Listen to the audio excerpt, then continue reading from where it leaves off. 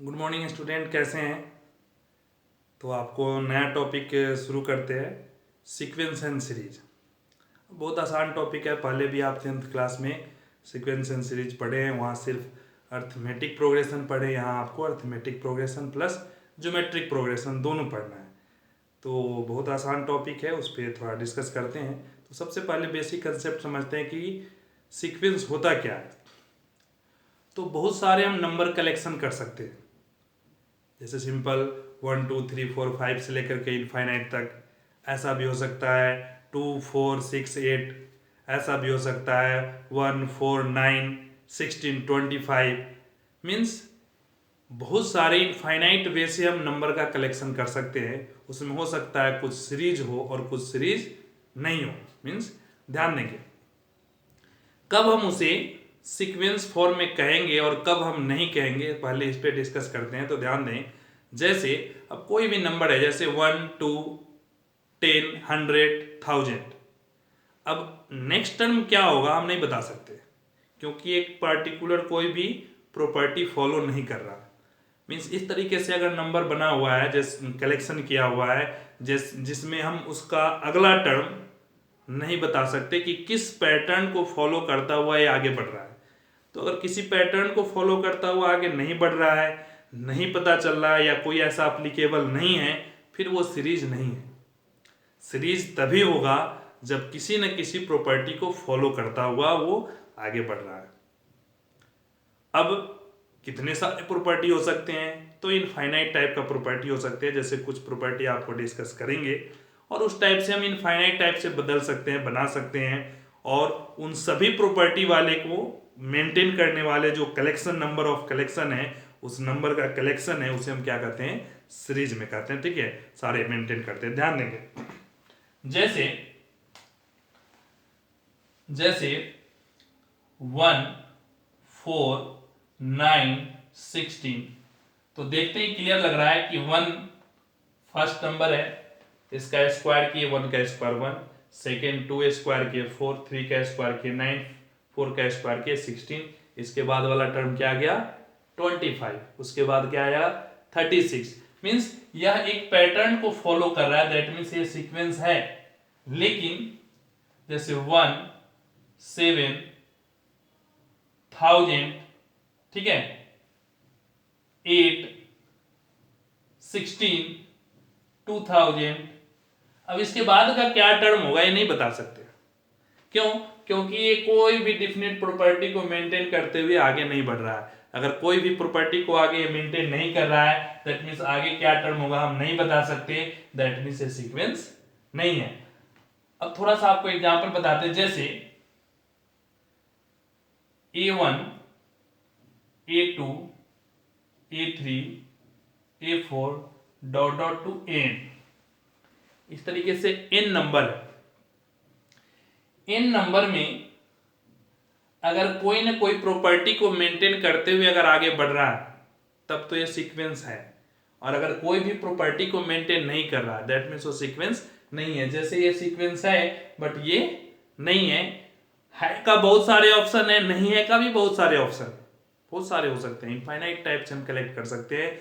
उसमें कुछ जो मेंटेन करता हुआ है वो क्या कहलाएगा? सीक्वेंस कहलाएगा, और कुछ नहीं मेंटेन कर रहा है तो सिंपल कलेक्शन ऑफ नंबर कहलाएगा। ठीक है, अब ध्यान देंगे, जैसे अगर an that is called first term, second term, third term, fourth term, इस तरीके से इंक्रीज करते हुए nth टर्म, इसको हम इस टाइप से भी कह सकते हैं T1 first term, T2 T3 T4 dot dot to Tn। ये भी जनरल टर्म हम स्मॉल से भी लिख देते हैं, T1 T2 T3 T4 dot dot to Tn, small letter से भी लिखते हैं। कई बार जो लास्ट टर्म है Tn, इसको हम L से भी रिप्रेजेंट करते हैं। क्या रिप्रेजेंट करते हैं? L means last term. Means दोनों में nth टर्म और लास्ट टर्म। अगर ये टर्म सबसे लास्ट वाला है, nth टर्म है, तो हम Tn भी लिख सकते हैं, ऐसे Tn भी लिख सकते हैं, या L भी लिख सकते हैं, या n भी लिखते हैं। तो ये सब क्या है? लिखने का सिस्टम है। हम इस तरीके से कोई भी, हर बुक में अपना अपना तरीका से ऑप्शन लिख रखा है कि हम कभी भी किसी में ऐसा मिल जाएगा, किसी में ऐसा मिल जाएगा, बट सबका सेंस एक ही है कि फर्स्ट टर्म से लेकर के nth टर्म को रिप्रेजेंट करना जैसे जैसे इंक्रीज कर रहा। अगर जनरल टर्म एन किसी न किसी प्रॉपर्टी को मेंटेन करता हुआ, जैसे n+1 दी होल स्क्वायर आ जाए, n+1 दी होल स्क्वायर, तो अगर आपको एन निकालना है, ध्यान से समझेंगे, एन गिवन है, a1 निकालना मीन्स फर्स्ट टर्म निकालना है। जनरल टर्म का एक्सप्रेशन गिवन है, फर्स्ट निकालना है, जहां n है वहां हम क्या पुट कर दिए 1, तो यहाँ a1 आ गया, जहां n है 1 पुट करेंगे, 1+1 दी होल स्क्वायर, 2 का स्क्वायर क्या आ गया 4, दैट मीन जो फर्स्ट टर्म है वो क्या आ गया 4 आ गया। अगर a2 कैलकुलेट करना है मीन्स सेकेंड टर्म, तो जहां n है वहां हम 2 पुट कर दिए, तो 2+1 the whole square, 2+1 3 the whole square क्या आ गया 9 आ गया। मीन्स इस तरीके से अगर हमें 5 a5 कैलकुलेट करना है, तो जहां n है वहां क्या करेंगे 5 पुट कर देंगे। अगर a10 कैलकुलेट करना है, तो जहां n है वहां हम 10 पुट कर दे, तो क्या हो जाएगा a10। जैसे अगर हमें a10 कैलकुलेट करना है, तो क्या रखेंगे 10+1 the whole square means 11 the whole square, और 11 का स्क्वायर क्या होता है 121। तो इस तरीके से हम क्या करते हैं, एक जनरल टर्म अगर गिवन है तो हम जितना भी टर्म चाहिए अकॉर्डिंग टू क्वेश्चन हम उतना टर्म कैलकुलेट कर सकते हैं। ठीक है, चलिए अब ध्यान देंगे थोड़ा सा, जैसे स्टार्टिंग फर्स्ट टाइप का क्वेश्चन है कि नेक्स्ट टर्म कैलकुलेट करना। अगर 2-4 टर्म गिवन है तो हम कैसे पता करेंगे, तो इनफाइनाइट टाइप का क्वेश्चन है, इनफाइनाइट टाइप का पैटर्न है, हम कोई भी पैटर्न ले सकते हैं, तो आपको एकदम पेशेंस से देखना है कि कौन से पैटर्न को मेंटेन कर रहा है। जैसे क्वेश्चन है 2 6 12 20 डॉट डॉट। अब इसके अगला टर्म नेक्स्ट टर्म क्या होगा ये बताना है, तो सबसे पहले तो ये आपको पता करना हो कि ये किस प्रॉपर्टी को फॉलो करता हुआ आगे बढ़ रहा है। सिंपल है तो बहुत आसान है, सिंपल प्रॉपर्टी को मेंटेन कर रहा है तो आसान है क्वेश्चन, लेकिन अगर ये कॉम्प्लेक्स पैटर्न को मेंटेन कर दें, एक्सेप्शनल पैटर्न को मेंटेन कर दें, तो फिर ये बहुत ही कॉम्प्लेक्स क्वेश्चन फॉर्मेशन कर देगा। फिर हम नॉर्मल में आइडिया नहीं लगा सकते कि ये किस पैटर्न को फॉलो कर रहा है। बच्चे तो क्या, टीचर के लिए भी ये टफ वर्क हो जाता है अगर कॉम्प्लेक्स पैटर्न मेंटेन कर दे। नॉर्मल बुक में है, नॉर्मल सा क्वेश्चन है, नॉर्मल पैटर्न है, तुरंत दिमाग लगा देंगे और कैलकुलेट कर लें कि अगला टर्म क्या होगा। लेकिन अगर ये कॉम्प्लेक्स पैटर्न कर दे तो बच्चे क्या, टीचर के लिए भी टफ वर्क हो जाता है कि इसका अगला टर्म क्या होगा पता करना, क्योंकि इनफाइनाइट टाइप का सीक्वेंस बना सकते हैं, इनफाइनाइट टाइप का प्रॉपर्टी है, और सभी टाइप का प्रॉपर्टी इतना किसी के बस में नहीं कि तुरंत बता दे क्या होगा। है स्पेशल IQ वाले वो बता भी सकते हैं, तो देखेंगे, जरूर कोशिश करेंगे। ये सब तो सिंपल सा है, आप ध्यान देंगे। तो सबसे पहला हम क्या करते हैं कि हम सेकेंड टर्म में से फर्स्ट सबट्रैक्ट करते हैं, तो 6 - 2 क्या आ गया, जैसे ये हो गया a1 a2 a3 और a4।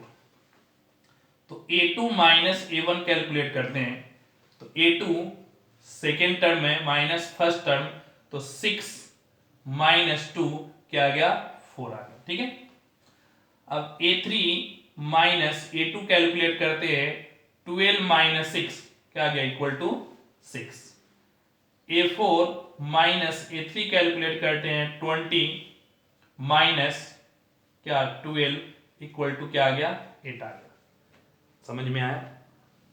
यहां से डिफरेंस करने के बाद में आइडिया आ जाता है कि अगला टर्म कैसे पैटर्न में चेंज कर रहा है। ध्यान दें, पहला क्या है 4, फिर 6, फिर 8, मीन्स इसमें 4 ऐड किए तो नेक्स्ट आ गया, फिर 6 ऐड किए तो नेक्स्ट आ गया, 8 ऐड किए तो नेक्स्ट आ गया। मीन्स क्लियर है अगला पैटर्न क्या है, अगर हम 10 ऐड कर दें तो अगला आ जाएगा, नहीं 4 6 8 अगला क्या होगा 10, मीन्स नेक्स्ट टर्म क्या हो गया 30 हो गया। अगर और अगला हम सोचते हैं तो नेक्स्ट क्या करेंगे 12 ऐड कर देंगे, मीन्स क्या आ गया 42 आ गया। मीन्स जितना टर्म अगर अगला पूछेगा तो 12 + 2 14 ऐड कर देंगे।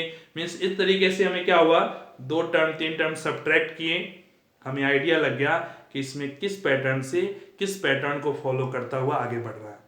तो तो इस तरीके से बहुत सारे अप्रोच हो सकते हैं, डिफरेंस लेकर के, ऐड करके, स्क्वायर करके ऐड करना, स्क्वायर करके सब्ट्रैक्ट करना, इनफाइनाइट टाइप से पैटर्न बना सकते हैं।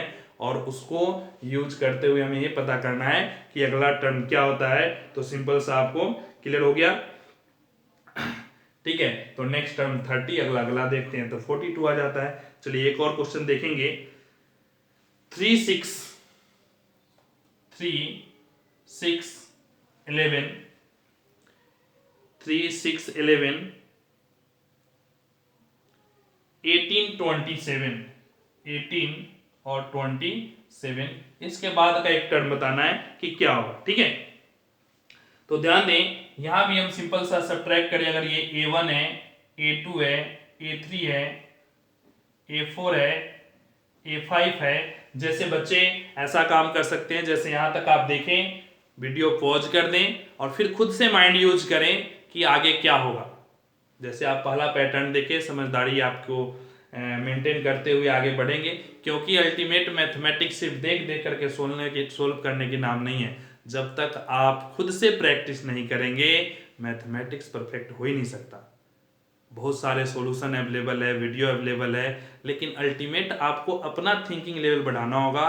और वह थिंकिंग लेवल तभी बढ़ेगा जब आप अपना IQ यूज करके अपने प्रोसेस से सोचेंगे, समझेंगे, फिर आगे बढ़ेंगे। और ये सोचना अगर आपको आ गया मीन्स मैथमेटिक्स आ गया, अगर नहीं तो सिर्फ कॉपी कंप्लीट होगा। देखिए टाइम कंप्लीट हो जाएंगे, कॉपी कंप्लीट हो जाएंगे, आप सीखेंगे नहीं। सीखेंगे तभी जब क्वेश्चन को एक क्वेश्चन समझे और उस पैटर्न के 10 क्वेश्चन को खुद से सोल्व करें, लग करके सोल्व करें एकदम जुनून के साथ, कि जब तक ये सोल्व नहीं होगा दूसरा काम करेंगे नहीं। और सवाल ये ऐसा पैदा नहीं हो कि अगर आप में ये जुनून आ जाए तो क्वेश्चन सोल्व नहीं हो, ठीक है। तो एकदम जरूर देखेंगे, पहले खुद से माइंड यूज करें, फिर आगे सॉल्यूशन देखेंगे। चलिए तो देखिए अब अगला क्या है। जैसे हम लिखे A1 A2 A3 A4 A5, अब सब्ट्रैक्ट करें A2 माइनस A1, 6 माइनस 3 क्या आ गया 3, ठीक है।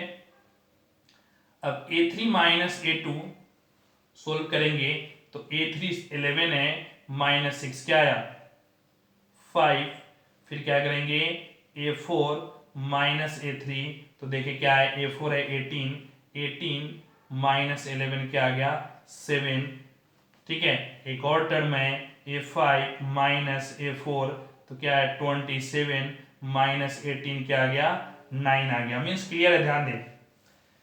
पहला में 3, इसमें क्या इंक्रीज किया 3, फिर नेक्स्ट में क्या इंक्रीज किया 5, फिर क्या इंक्रीज किया 7, फिर क्या इंक्रीज किया 9। मीन जो इंक्रीज करना है वो सभी यहाँ भी 2 2 इंक्रीज कर रहा है, 3 फिर 5 फिर 7 प्लस 9, तो नेक्स्ट में क्या इंक्रीज होगा 9 प्लस 2 11, और 11 ऐड करेंगे तो क्या आ जाएगा 38, 27 प्लस 11 क्या आ गया 38 आ गया। मीन्स अगला टर्म क्या आ गया आपका 38। मीन्स सेम पैटर्न से था, डिफरेंस लेकर के आप सोल्व किए और आंसर आ गया। तो इस तरीके से बहुत सारे पैटर्न हो सकते हैं। तो आपको फिर अगला क्वेश्चन बताते हैं क्या क्या पैटर्न, किस तरीके से पैटर्न बना सकते हैं। तो बहुत सारे पैटर्न हैं और बहुत सारे सिचुएशन सोच सकते हैं। तो देखिए कुछ क्वेश्चन आपको बताते हैं, फिर प्रैक्टिस करेंगे खुद से। जैसे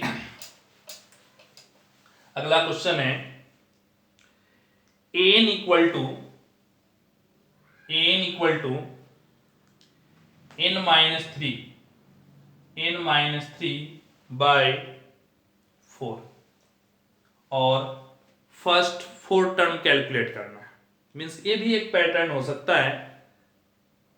इसका पहला 4 पैटर्न कैलकुलेट करना है, 4 नंबर, ठीक है। फर्स्ट 4 टर्म, तो हम क्या करेंगे पहला डालेंगे A1, पहला फर्स्ट टर्म, तो A1 डालेंगे क्या आएगा 1 डाले 1 माइनस 3 माइनस 2 बाई 4, और फाइनली आ गया माइनस 1 बाई 2, A1 आ गया। अब क्या पुट करें A2 पुट करेंगे 2 माइनस 3, तो माइनस 1 बाई 4 आ जाएगा। A3 कैलकुलेट करेंगे 3 माइनस 3 0, A4 कैलकुलेट करेंगे 1 बाई 4। मीन्स 4 टर्म कैलकुलेट कर दिया। अब ध्यान दें, अगर सिर्फ सीक्वेंस दिया है माइनस 1 बाई 2, 1 बाई 4, 0 और 1 बाई 4, फिर खुद से ये पैटर्न पता करना काफी टफ वर्क है इस टाइप के क्वेश्चन में। तो देखें, हम ये ओवर कॉन्फिडेंस में आ जाए कि कुछ भी क्वेश्चन आए और सबको सोल्व कर दे, तो कभी भी ओवर कॉन्फिडेंस में नहीं हो। लिमिटेड क्वेश्चन, दैट मीन्स जो पैटर्न का सोल्व कर रहे हैं बहुत आसान है तो सोल्व कर लिए। जितना ज़्यादा आप प्रैक्टिस करेंगे उतना इसकी कम्प्लेक्सिटी बढ़ता जाएगा, उतना आपको सोचने की क्षमता बढ़ेगी। तो जरूर कोशिश करें अलग अलग टाइप के क्वेश्चन सोल्व करने का। जैसे नेक्स्ट देखेंगे 4 टर्म कैलकुलेट की, जैसे इसका अगला पैटर्न देखेंगे वो और ज्यादा कम्प्लेक्स हो जाता है। जैसे n equal to n into n square plus 2 by 3, n into n square plus 2 by 3। अब देखिए ये पैटर्न है, अगर यहाँ फर्स्ट टर्म देखेंगे तो क्या आएगा 1 इंटू 1 का स्क्वायर 1 प्लस 2 बाई 3, तो 1 प्लस 2 3 से 3 कैंसिल हो गया, क्या आ गया 1। अब सेकेंड टर्म कैलकुलेंगे ये 2 इंटू 2 का स्क्वायर प्लस 2 बाई 3, फाइनली क्या आएगा 2 इंटू 2 का स्क्वायर 4 प्लस 2 6 बाई 3 से कैंसिल किए 2, क्या आ गया 4, मीन्स a2 आ गया 4। तो 1 4, थर्ड टर्म कैलकुलेट करें 3 into 3 square plus 2 by 3, solve करें स्क्वायर 3 स्क्वायर 9 प्लस 2 11, 3 से 3 कैंसिल हो गया, फाइनली क्या आ गया 11 आ गया। तो अब ध्यान दें, अगर ऐसा पैटर्न हो 1 4 11 डॉट डॉट, फिर अगला पैटर्न अगला टर्म पता करना, इस टाइप के प्रॉपर्टी को खुद से आउटपुट में लाना बहुत टफ हो जाता है। तो सिंपल क्वेश्चन है, ज़्यादातर सिंपल रहते हैं तो बहुत आसान है, तुरंत सोल्व हो जाएगा। लेकिन अगर कम्प्लेक्स आ गए फिर पॉसिबल नहीं है कि टाइम लिमिट में सोल्व करें। इसलिए कई बार कंपटीशन में ऐसा भी टीचर आपको स्पीच देते हैं, बताते हैं कि सीक्वेंस सीरीज है, फर्स्ट अटेम्प्ट करें। अगर फर्स्ट अटेम्प्ट में सिंपल में सोल्व बड़ा अच्छी बात है, नहीं तो उसको रहने दे, फिर आगे क्वेश्चन बढ़े। क्योंकि अगर कम्प्लेक्स है तो बहुत ज़्यादा टाइम टेकिंग करेगा और आपका नेक्स्ट क्वेश्चन है आसान क्वेश्चन भी छूट सकता है। तो पहले आप दूसरे पे ध्यान दें, फिर लास्ट में अगर टाइम बचता है फिर उस पर ज़्यादा प्रैक्टिस करें, नहीं तो बहुत ज़्यादा प्रैक्टिस नहीं करें। क्योंकि अगर ज़्यादा कम्प्लेक्स कर दिया है फिर टाइम लिमिट में सोल्व नहीं होगा। ठीक है, तो ध्यान देंगे। अगला क्वेश्चन देखते हैं इस टाइप का ही। अब जितने टर्म पूछे, 3 टर्म पूछे तो 3 कैलकुलेट करें, 4 पूछे तो 4 कैलकुलेट करें, 5 पूछे तो 5 कैलकुलेट करें। जैसे अगला है n equal to 3n by n plus 1 into n plus 2, n plus 1 into में n प्लस 2, और इसे सोल्व करना है। तो फिर क्या करेंगे a1 3 by n plus 1 put करेंगे 2 इंटू में 3 कैंसिल आउट होगा, क्या आ जाएगा 1/2। तो जैसे ही पहला टर्म आप देखें तो क्या आ गया 1/2। ठीक है, चलिए अब अगला टर्म आप ऐसे ही पुट करते चलें a2, तो क्या आएगा 3 इंटू 2 बाई 2 प्लस 1 इंटू में 2 प्लस 2, फाइनली क्या आ जाएगा ये 3 से 3 ये कैंसिल हो गया, 2 प्लस 1 3 और 2 से क्या आ जाएगा 1/2। तो a2 भी क्या आ गया 1/2। ठीक है, क्लियर हुआ। तो a2 भी 1/2 आ गया, a1 भी आप कैलकुलेट किए वो भी 1/2 आया। ठीक है, अब a3 कैलकुलेट करेंगे और ये देख के आता है। तो a3 equal to 3 into 3 by 3 plus 1 into 3 plus 2, नहीं तो फाइनली क्या आएगा 3 इंटू 3, तो 9 बाई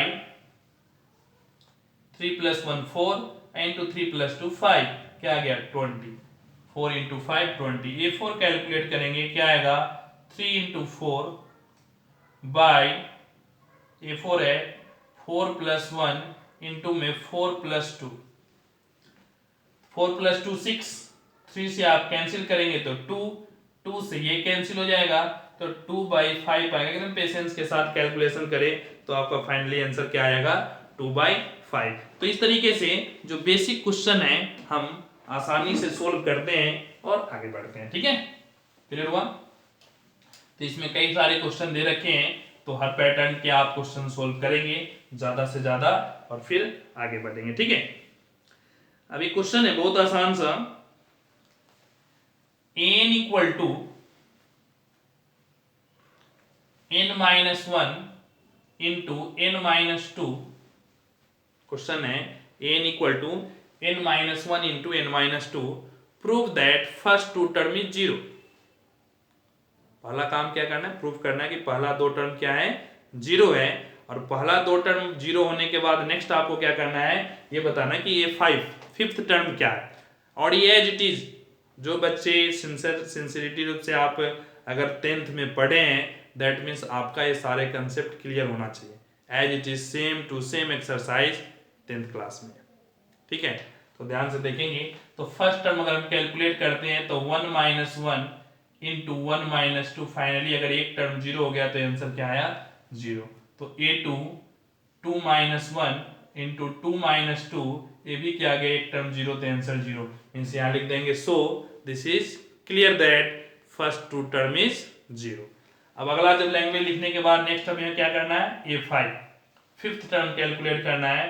तो 5 minus one into 5 minus two, 5 minus one 4, 5 minus two 3, answer क्या आ गया 12। तो सिंपल सा क्वेश्चन है, थोड़ा सा लैंग्वेज ध्यान से देखेंगे, समझेंगे और आगे बढ़ेंगे, ठीक है। चलिए, तो नेक्स्ट टाइप का क्वेश्चन है, थोड़ा सा इसमें दिमाग लगाएंगे पेशेंस के साथ। बाकी ये टॉपिक ही बहुत आसान है, एक बार पहले आप पढ़े हुए हैं तो और आसान लगता है ये, ठीक है। जैसे क्वेश्चन है a1 इक्वल टू 2 गिवन है, फर्स्ट टर्म 2 गिवन है और रिलेशन गिवन है n equal to a n minus one plus 4, but condition है n आपको यूज करना है 2 या 2 से ज्यादा, मीन्स 1 यूज नहीं करना। क्यों, क्योंकि 1 यूज करेंगे तो 1 माइनस वन जीरो, और जीरो टर्म कभी भी हम काउंटिंग करते हैं तो 1 से शुरू होता है। जीरो वाला टर्म क्या है, कितने क्लासरूम में कितने बच्चे हैं, जब भी काउंट करेंगे, अगर एक भी नहीं रहेगा तो नहीं है, लेकिन काउंटिंग अगर एक भी बच्चा है तो काउंटिंग शुरू कहां से करते हैं, दैट मीन नेचुरल नंबर 1 से। तो टर्म जब भी कैलकुलेट होता है 1 से, तो ध्यान देंगे n equal to a n minus one, n की वैल्यू क्या करना है, 2 या 2 से ज्यादा लेना है। तो आपको नेक्स्ट 2 टर्म में नेक्स्ट 4 टर्म जैसा क्वेश्चन मेरे वैसे सोल्व करेंगे। तो देखिए अगला टर्म कैसे कैलकुलेट करेंगे, तो अगर हम a2 पुट करते हैं n की जगह पे क्या 2, तो 2 minus one a1, 2 minus one 1 plus 4, तो a2 क्या आएगा a1 प्लस 4, a1 क्या ऑलरेडी गिवन है 2, तो 2 प्लस 4 इक्वल टू क्या आ गया 6 आ गया। हम नेक्स्ट सोल्व करेंगे a3, तो a3 क्या होगा 3 minus one plus 4 means a2 plus 4, और a2 अब कितना कैलकुलेट कर लिए 6, तो 6 प्लस 4 इक्वल टू क्या आ गया 10, that means a3 equal to क्या आ गया 10। नेक्स्ट क्या है a4, तो a4 क्या होगा a 4 minus one plus 4, that means a3 plus 4, और a3 की वैल्यू कितना आया 10 आ गया, तो 10 प्लस 4 इक्वल टू क्या आ गया 14। तो इस तरीके से जितना भी टर्म आगे आपको इंक्रीज करना है, जैसे जैसे हम आगे बढ़ते जाएंगे प्रीवियस यूज होता जाएगा और अगला टर्म कैलकुलेट हो जाएगा, ठीक है। क्लियर हुआ, तो एकदम पेशेंस से कैलकुलेट करें, समझते हुए फिर आगे बढ़े। अब अगला देखेंगे next question, a1 equal to a2 equal to 1, a1 equal to a2 equal to 1 means दोनों टर्म क्या है 1 1, और यहां रिलेशन थोड़ा सा कॉम्प्लेक्स है, तो पेशेंस से ध्यान देंगे। n equal to 2a n minus one, 2a n minus one plus 3a n minus two, n greater than 2 means यहाँ ग्रेटर देन 2 लेना, मीन्स 2 भी यूज नहीं करना है। वहां क्या था n greater than equal to 2 था, दैट मीन्स 2 आप यूज कर सकते थे। यहाँ n ग्रेटर देन 2 है मीन्स 2 यूज नहीं करना है, 2 से ग्रेटर वैल्यू मीन्स 3 4 5 यूज करना, ठीक है। तो ध्यान देंगे, जब सबसे पहला काम क्या करेंगे a3, क्योंकि 2 से greater a3, 2 into a 3 put करेंगे, 3 minus one plus 3 into a 3 minus two, finally क्या आ गया 2a2 प्लस 3a1, 2 a2 की वैल्यू कितना है 1, 3 a1 की वैल्यू भी 1 है, तो 2 इंटू 2 प्लस 3, फाइनली क्या आ गया 5, क्या आ गया A3 इक्वल टू फाइनली क्या आ गया 5। फिर ये प्रीवियस में यूज होगा, ध्यान देंगे अगर हम नेक्स्ट कैलकुलेट करते हैं A4 तो 2A 4 minus 1 plus 3A 4 minus 2, finally क्या आ गया 2A3 प्लस 3A2। अब 2A3 की वैल्यू आप कैलकुलेट कर लिए 5 और A2 ऑलरेडी गिवन है 1, दोनों की वैल्यू पुट करेंगे 10 प्लस 3 कितना आ गया 13, और इस तरीके से A3 भी आ गया आपका, A4 भी आ गया, और हम क्या किए कैलकुलेट कर लिए। अगर हमें क्या करना है A4 है, अब नेक्स्ट टर्म और कैलकुलेट करना है, तो अगर A5 2A 5 minus 1 plus 3A 5 minus 2 क्या आएगा 2A4 प्लस 3A3, 2A4 की वैल्यू कितना आया 13, 3A3 की वैल्यू कितना है 5। सोल्व करेंगे 26 प्लस 15 1, ठीक है, और फाइनली क्या आ गया 41। समझ में आया, क्लियर हुआ, ठीक है। तो इस तरीके से हम आगे बढ़ते जाएंगे, कैलकुलेट होता जाएगा। A5 भी निकाल सकते हैं, A6 भी अगर क्वेश्चन में दे रखा है 4 टर्म निकालना है या 5 टर्म निकालना है, मीन 3 टर्म कैलकुलेट कर लिए इस तरीके से। A6 भी कैलकुलेट कर सकते हैं, A7 भी कैलकुलेट कर सकते हैं, पुट करते जाए, प्रीवियस 2 टर्म यूज होगा, दोनों की वैल्यू पुट करेंगे, कैलकुलेशन होगा और फाइनली आपका आंसर आता है। तो इस तरीके से हम कैलकुलेट करें और आगे बढ़े, एकदम पेशेंस के साथ कैलकुलेशन करेंगे और घबराएंगे नहीं, आगे बढ़ेंगे। कोई भी दिक्कत हो आप कॉल करके एनी टाइम पूछ सकते हैं, ठीक है। फिर आगे आपको अगले वीडियो बताएंगे। Thank you.